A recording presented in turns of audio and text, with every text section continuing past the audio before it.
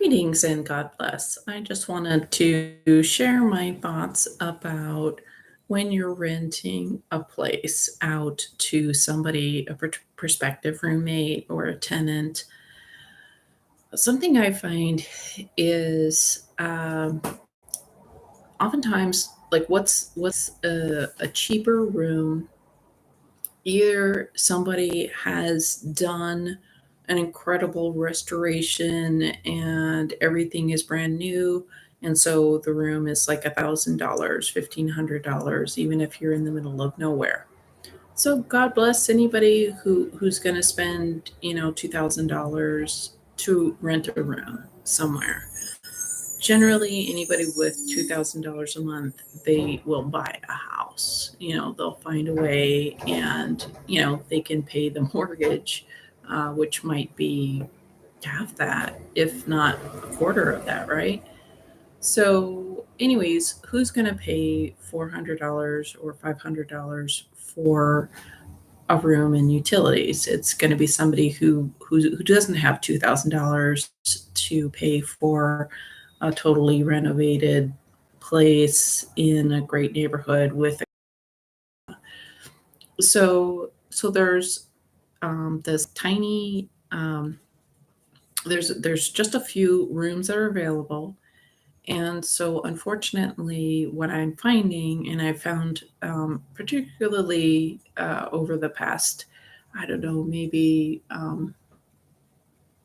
9 years, is, or even longer, because I've noticed this in Portland too, is there'll be like weird quirks to the shared living situation. And when you're in a shared living situation, that there's going to be maybe noises or smells or annoying habits, and there's you just take that with, like when you're taking the bus. Not everything is perfect when you're taking public transit.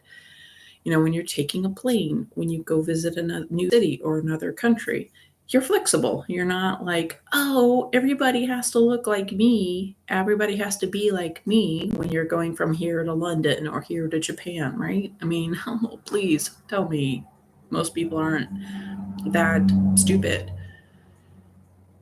So, so I go into anything, when there's just other human beings. I go with a flexibility that's just a survival mechanism. It's just sane. And I do try to disclose like what I know about me. Like I like to have no dishes in the sink, and I um, will encourage that to be the case. And I will move dishes if the whole sink is filled.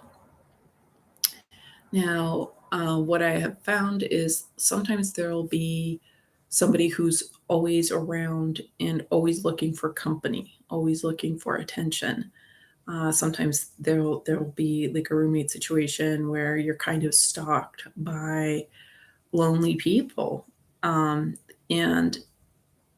it's been men, it's been women, it's been where somebody just wants to tell you everything that they know, and they want to control you, they want to dominate you. They're so empty inside that, and if you're a nice person and, I'm just trying to get along, I just move in and I want to, I don't know, be nice, accepted or whatever.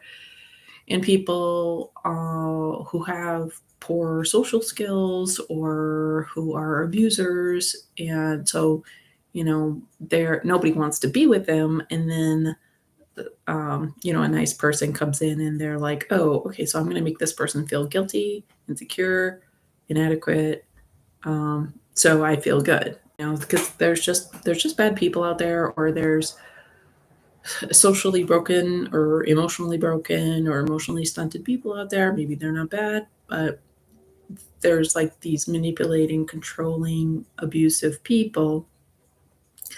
And it's everywhere you look. But generally, when somebody's wealthy, somebody has a good income, they extricate themselves from abusive situations. They do therapy or they do whatever so that that abuse does not shape them. But when you're poor, when you have no resources or very limited resources, and when everybody's like, "Oh, well, you should just learn to deal with it, you should just accept it because that poor landlord or that poor person just has some problems and you just need to give them a break all the time." Like, that's not really functional, that's not sustainable. When the new person is expected to cater to an abuser. And a lot of people don't want to know, they don't want to have to deal with somebody going through difficulties. If you have a broken leg or your arm has been chopped off, okay, people are like, okay, we got to do something. There's blood all over the place. So people will, at some point, they will want to do something.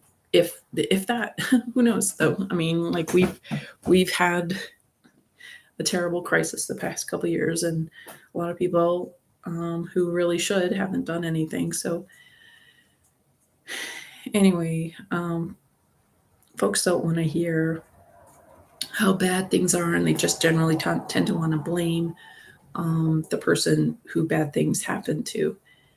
And I mean, maybe I could be more aggressive. For instance, maybe people who get targeted by manipulative or oblivious, just really people who are targeted by very entitled people that just expect everybody to give to them, and that people think everything bad is happening to them and that they don't have to do anything, and where they even tell you they don't have to do their part.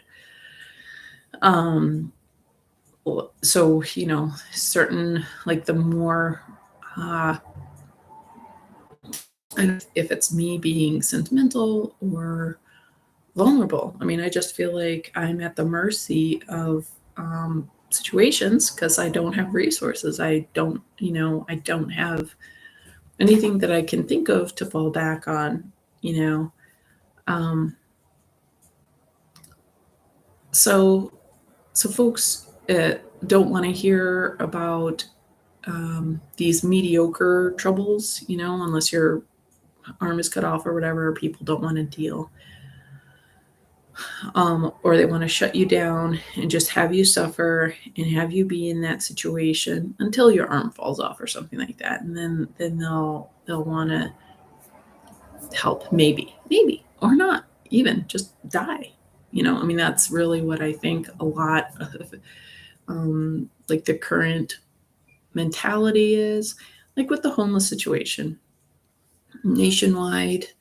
In all these liberal cities, there's tent cities.